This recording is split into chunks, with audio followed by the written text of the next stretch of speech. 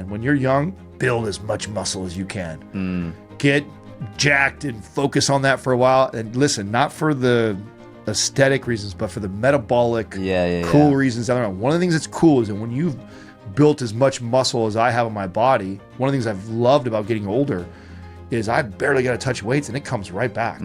I remember being 20 and I remember working so hard to feel like I got a little bit of added muscle to my body, and then I felt like if I stopped training for a week, it all fell off, right?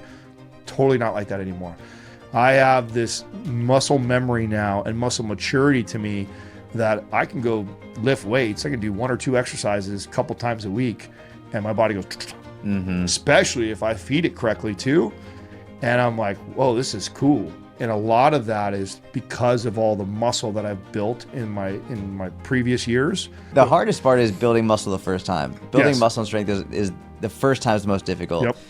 If you lose it, you can get it back much more easily. So fast. I'd say that's also what I struggle with is consistency, but I think that's so normal. I think everybody does. Yeah. So I think I'm in a much healthier place, but I still, like most people, struggle with the consistency around it.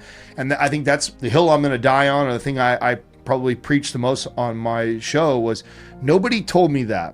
I didn't meet anybody in their 40s that would say, hey, it's going to get easier when you get older. I never heard that. I always heard as you get older, it gets harder and it's like it's worse and all these things. But no one told me, hey, if you invest all these years in your 20s and 30s lifting weights, it actually is easier when you get older. And I'm sure I probably annoy some people that are just like, oh, this guy, talking about how little he lifts and how good he still looks. I'm sure sure it pisses some people off because it didn't come off right. But really what that is, that's me. I want to inspire a younger generation to make the sacrifice to put the work in now.